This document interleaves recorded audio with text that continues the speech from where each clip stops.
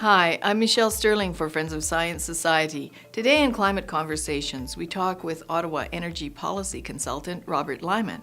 Robert was one of our guest speakers at our May 9th, 2017 annual event. With all the hype about wind and solar coming down in cost, big job creation in that field, I asked him what is the ratio of world energy supply from renewables versus fossil fuels like oil, natural gas, and coal. The current statistics are that 89% of the world's energy supply comes from fossil fuels.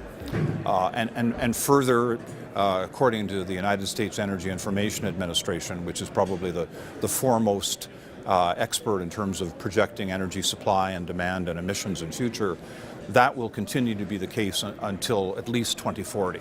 By 2040, they predict that the share held by fossil fuels in world energy consumption will be about 80%. So it will decline, but not massively. Canada has the third largest oil reserves in the world, and while LNG ports, coal terminals, and oil tanker ports proliferate worldwide, only Canadian oil is blocked from market, while groups like the David Suzuki Fund and Eco-Justice press for renewables. Does that make sense in an energy-hungry world? The reality is, though, that because the growth is so great, the most likely path for development of the renewable energy supplies is such that will not significantly cut back on the demand for fossil fuel resources as well.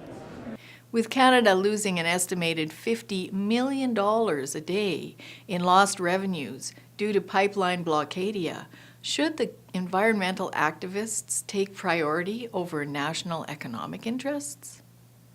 What you're asking is really something that goes right to the heart of our democracy, because one of the things that's important is to accept that every region, every interest group, every significant viewpoint in the country deserves a fair hearing. In the first instance, we have to be willing to listen and to respect the views of others on climate change or on other issues, and ensure that politicians are made aware of how you personally feel that you may be affected. With respect to how people should live their lives, I don't want to give people any specific advice there.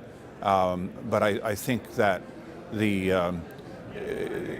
with respect to conserving energy or using energy efficient products, it makes sense. You should save money when you can.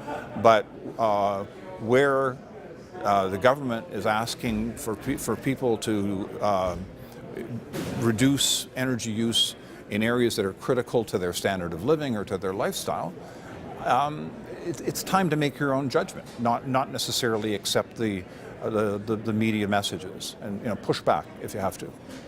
Ottawa is rife with environmental lobbyists. Many large environmental groups, which are often already subsidized by taxpayers through their charitable status, are even paid by the government to consult on environmental policies that are detrimental to our economy and your jobs. Democracy happens every day, so make your views known. We need to have an open, civil debate on these important matters. For Friends of Science Society, I'm Michelle Sterling. Join us, donate, share our stuff.